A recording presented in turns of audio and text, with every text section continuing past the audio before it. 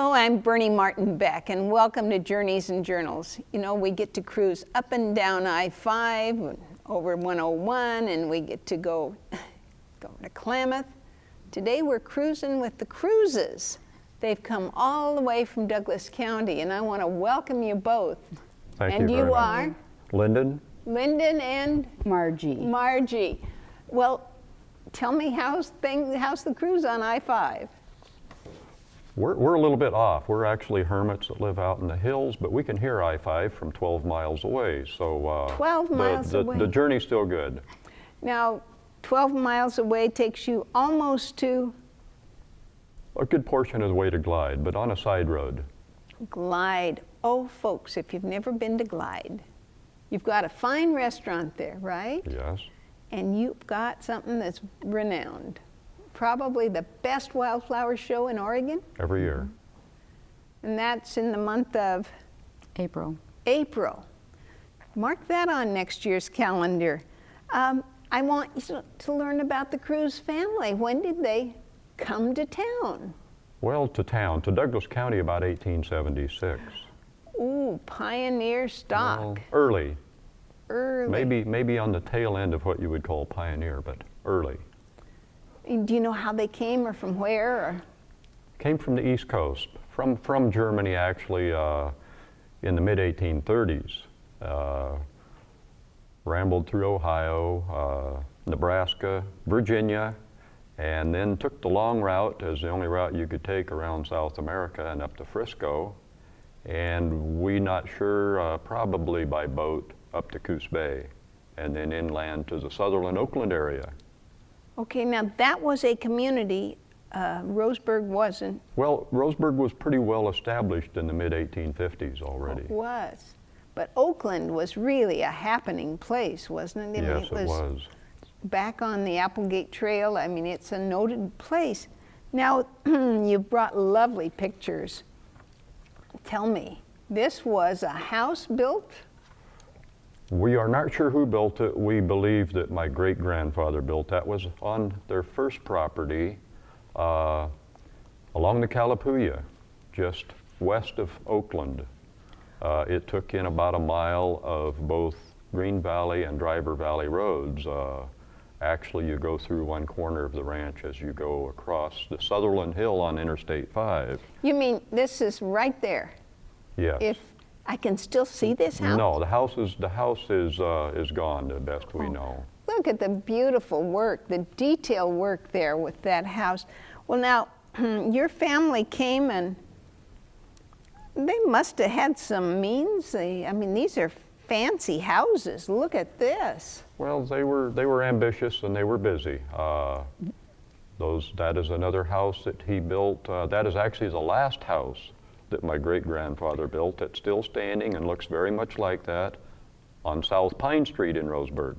Well, we were figuring out these seem to be young people over here with the aprons on. You know, just like the big old apron, they were covering up everything. They were probably serving at Grandma's luncheon or tea or? Knitting party. Knitting party is what party. The photo's captioned as.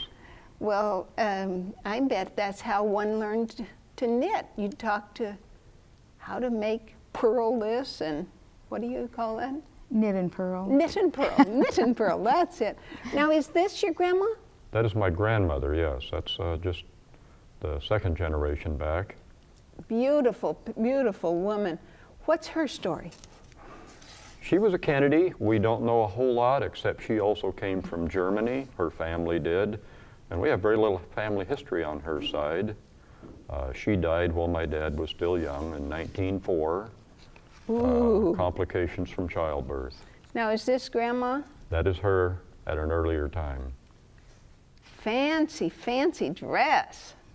Can you imagine washing that and ironing that? No way. Did you notice about the cinched waist? Yes, that's what I was just thinking. Ouch. I couldn't imagine having to wear that, let alone wash and iron it. Oh, corset time. Well, what about your family? Did you grow up in Roseburg or, what do you call it, Douglas County's? Well, my folks moved up from California when I was 3 years old and moved to the Myrtle Creek area. Almost native. Yes, this has been 52 years ago. Well, we talked to one of the natives, the blacks, who came to Myrtle Creek, or Creek, depending on who you want to talk to. How do you say it? Either way. Either way. Yes, I'm not stuck on You're one a or the other. diplomat here. Well, now this house, it was, flashback is something right out of the newspaper, isn't it? That has been a couple features in the newspaper. And that house is right here? Yes, that is close to the one where Grandma's knitting party is, which was also built by my grandfather. Actually, they're the last two houses he built in the early 1890s. Grandpa's And name? William Henry. This was George. The great-grandpa was William Henry. This was George Kruse. And this picture, would that be another house that these are gorgeous homes. Yeah, because of the similar in the architecture, we believe that William Henry also built that. Now when These were actually built by great-grandpa William Henry, all of them. George was the son of William Henry. Probably the kid that cleaned up after Grandpa was the craftsman. There were 9 kids to follow him around. 9 cruises, cruising. Yes. Oh, excuse me, they I had- did it again, didn't I? I happened to meet one of those. This is your sister, Dolly? Yes. And you have another sister who's out here on the farm. She's doing the hard work, right? Or Well, are you just playing? That was the easy part of the hard job, yes. That is almost downtown Roseburg now, where near where the Catholic Church, the high school, the junior high school is there off of Harvard. Most of that area where they are planting broccoli in that picture is covered right now with the junior high school and the Harvard Medical Park. That was about 1944, during the war, and And people were plowing up their grass and planting gardens, but this was big acreage that your family had, right? well, no, it was small spots scattered around. There were several spots. There was some farming going on Harvard Avenue, which was far from the city limits at the time, and farther out toward Melrose, some on the Garden Valley side. Well, out Garden Valley side, we see Kruse's Farms. Okay, that was started by my dad's youngest brother, and now being operated by a cousin and his family. Folks, if you've not been out Garden Valley Road, but when you're going out, there's an intersection that I almost missed. You want to kind of hang to the left, right? And because if you go to the right, you go out to your park where they have Christmas lights. Oh, folks, if you want to see some way to celebrate, if it's not snowy, it's a beautiful, beautiful outing. Now, how those cruises, do you go to their farm? They grow most all that food? Most of it. They do bring in some of the citrus fruits, so forth, and some out of season. Of course, they're open most of the year, so they bring in quite a bit. But a large percentage of what is sold there is grown locally in season. Fantastic place. You feel like you've just stepped back in history, and the congeniality or cordiality or just the warm, I guess it must run in your family. The Kruse family are just so hospitable. And if you go to the fruit stand and you walk into the part where they bake the pies, they're hard to resist after you smell them. I wish there was one right here, right now. Oh my, now is this the same house? That is. That's Only- the one that you saw a picture of in the newspaper. Is That's that the one original standing? photo. Yes, it is. Very much like that. It has a sequoia tree or a redwood tree, I believe, standing in the front yard now. So it looks different with the shrubbery around, but other than that, it's very similar 115 years later. Is it marked as a historic home? I believe that one is. That you could tour Yes. or something once a I year? don't know what the tour rights are of it. Once a year, any historic home that's in the registry is open to the public, and I just love to go see them. What about that house? That one's not existing anymore. That was, I Oh, believe, the dear. first house that my great-grandfather built after his retirement, which was 1896, and he stopped in Winchester and built that house, which has burned down since. Oh, no, no. Well, you've got something here that hasn't burned down. What is it? Okay, that's Rose School. They're in a new building now. They just had their centennial, I believe, in the last year or so, and I should have taken them that picture. It's not quite 100 years old. Wow. But, Who's in it? Well, my father is in the far left rear corner, and then there's an uncle in the next row over that's several from the rear. Uncle who? Ray Mabley. Now, how are you related to the Mableys? Grandma Kruse died 1904. Grandpa Mabley died about the same time. So Grandpa Kruse and Grandma Mabley got together a few years later. Okay. And that took the nine kids in the family and expanded it some. How many children, if you I two? haven't counted for a while, 14 maybe, Oh, my. several. By that time, hopefully some were out on their own. Well, but- let's see that. I'm thinking a generation back. No, it came up to 8 or 9 total somewhere in there. Wow. Now this doesn't look real. It really looks like something that someone has taken coloring, tinting, and tinted this picture. That's what happened. Is That's it- about close to a 90-year-old photograph, and of Look. course it had to be colorized by hand. Look at this car. That car is still standing. It's on Melrose Road. Yes. That was my grandfather's retirement house that he built when he sold his grocery business and moved out of Well, town. what grocery? Well, we have a picture of it coming up here somewhere. Okay, you tell me about Grandpa's grocery store. It's right downtown Jackson Street. Started out as a Kruse's grocery. He took a young man named Newland in, and it became the Kruse Newland Grocery. They sold groceries and crockery. So if you have some old crocks around town, they may have come from there. Crockery. You know what that is? I doubt that they had fine china. I mean, they had pickle barrels, right? Yes. And what else would? Well, the crocks, they used them to do a lot of different things. And I knew an elderly lady that made sauerkraut, and it was wonderful. And she always put it in the big crocks and let it do its thing in there. Rot on there. Yes, Sorry. it's fermentation. It was an art. This lady, she was still making sauerkraut in her big crock, nearly at 100 years old. Who knows how old the And crock was? she had her own recipe, and it was not written on paper. Did you try it? Oh yes. Oh, yes, it was Yeah, wonderful. it was unique. I just wish you'd have brought some of these samples. Because, I mean, those are the kinds of stories that are just wonderful. And so soon they sort of slip away. What was that lady's name? Nora Elias. Elias. She was a pioneer that homesteaded way up the North Umpqua. Some of the listeners will be familiar with the Wright family. Jesse Wright. Jesse Wright and Perry. Jesse wrote a book, How High the Bounty, that is a popular pioneer book of homesteading up the North Umpqua, long before the road went up there. Well, now, Nora was her older sister, who also homesteaded up the North Umpqua Oh, the near Twin girls. Lakes. the girls did it alone?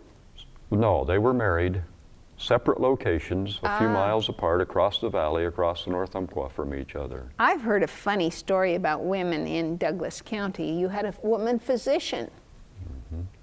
And one man came in, terrible pain, and he said, "Where's the doctor?" And she said, "I'm the doctor." And he said, "No woman's going to look at me." And whether it was an appendix or something, you can imagine. The guy died. Huh. What, our prejudice sometimes get in the way of good sense, don't they? Yes.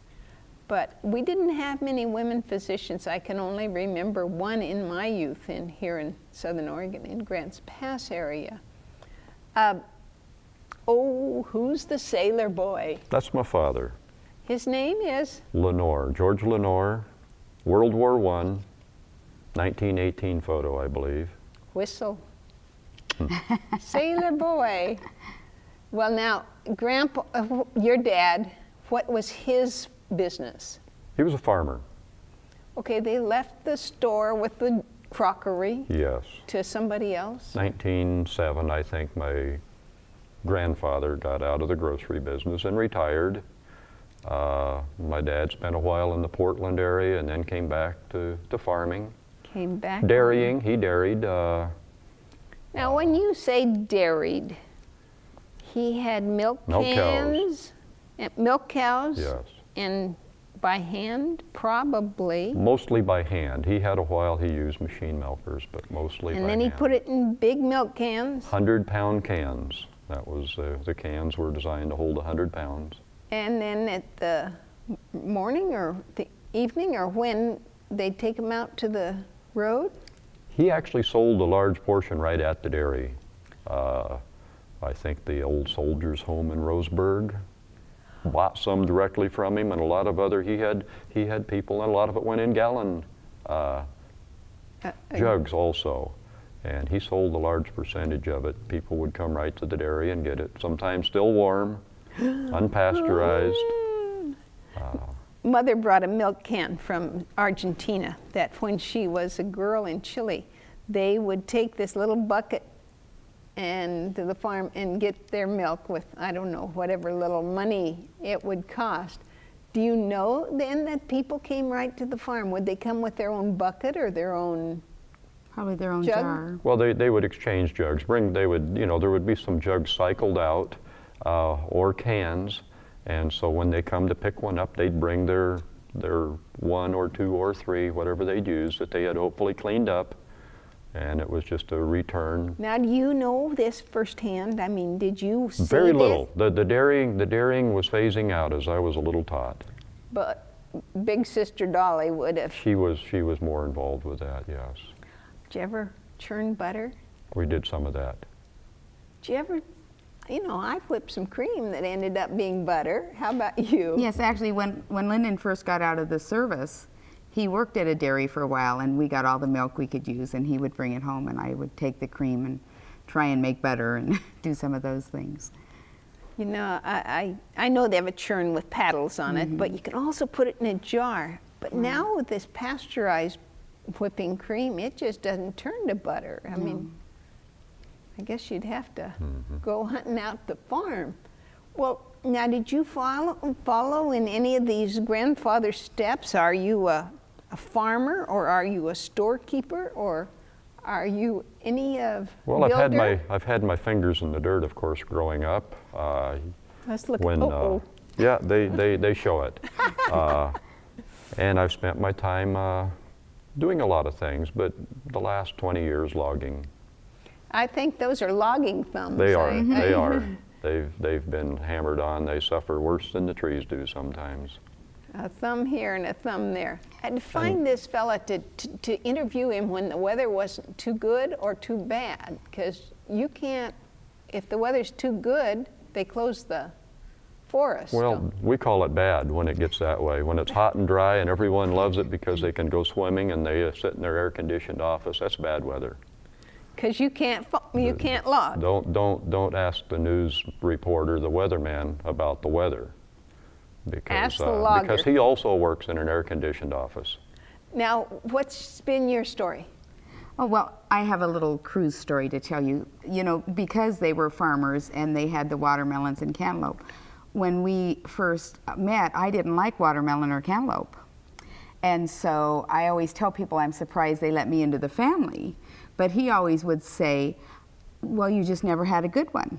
And that's true, because I've actually learned to enjoy watermelon and cantaloupe, especially when he picks them out, because he knows how to pick out cantaloupe and watermelon that are good.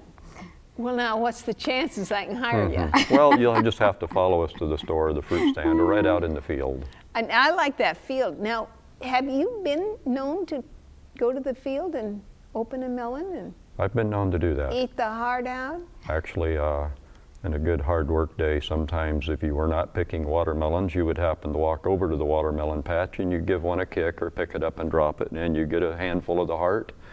And that's your drink, and that's your keep going for a while. And you just take the best, because at the end of the season there's going to be many tons of them left in the field that didn't make it to market. That's just normal. Whether you plant an acre or 50 acres, you're going to have some left over. But now there are still some fruit stands besides the Kruse farm that you can stop. I love it. I was up just north of Roseburg, pulled off on the old 99 to Kent, on the way to the coast, kind of a, what would that be, on the way to Coos Bay or? Recently, out Highway 42, a little south of Roseburg, there was a fruit stand out there just west of Winston. There was one south of Sutherland. Those have both been a few years back. Oh, I hate to see those small businesses close. They were so incredible, like the one in Myrtle Creek, or Creek. That was the such a famous prune drying and fruit stand. And it became history. That was the Black Farm. Fascinating, fascinating people. You know, there's so much about your family. I'd just love to learn more. Red, white, and blue. Wave the flag. Do you know what this is about? Well, that's just a family gathering. That's some of the close family with my grandfather and his family. Kids and a few grandkids. Well, show me Grandpa. Well, he's right in the middle. Oh, of course. Right here. Now, Grandpa's name again is? George. George. Were these his? Look at how spiffy they all are with their ties. That's his children, stepchildren, and their spouses, and at least one or two grandchildren in that one. It would appear that there's a grandchild here. On an earlier show, I had this wrap. This was used in pioneer days to keep warm. But also, like in nowadays, they just, you know. Put the baby in there. Sure. Yeah. You know, an interesting thing about this house here is there's a Kruse that lives in this house now. Are they your kinfolk? Well, they're second cousin. First cousin once removed. And I just think that's so neat. It's been for sale off and on over the years, and I always said it would be nice to have a Kruse living in there. A third generation down from the one that built it. And there's one there now. So your family, some of them go and then they come back, just like you went off to serve in the U.S. A little while in the military. What branch of the military? Well, I was in the Army, and I was in a medical research program called Project Whitecoats. A small unit near Washington, D.C. I'm going to want to talk to you on the next show about Whitecoat. I hope you'll stay by, because I'm really interested in that group. You know, our military kids, they've served in lots of ways other than combat. And what you just mentioned is one of those marvelous things.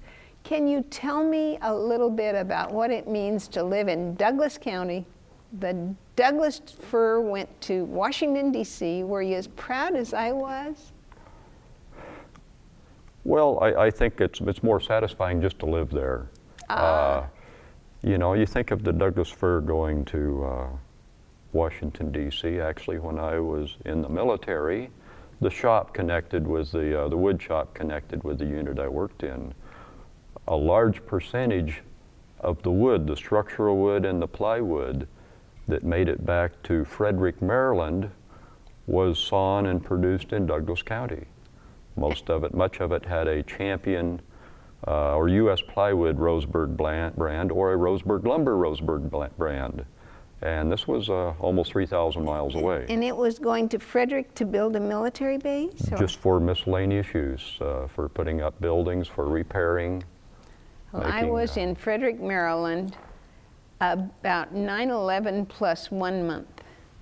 And I didn't know where I was going, and I made a turn and we're at the fence, just thinking it's a good place to turn around because I'd been through town.